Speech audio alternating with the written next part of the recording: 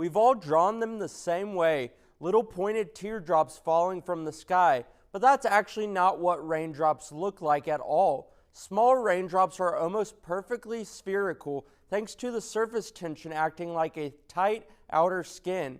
When drops are less than 1 millimeter wide, they stay nearly rounded.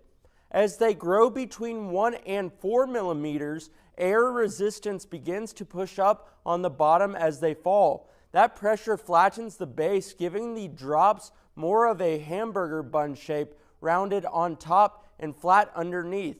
If the drop grows larger than about 4.5 millimeters, things get unstable. The bottom actually becomes concave, forming a shape that looks more like a tiny parachute.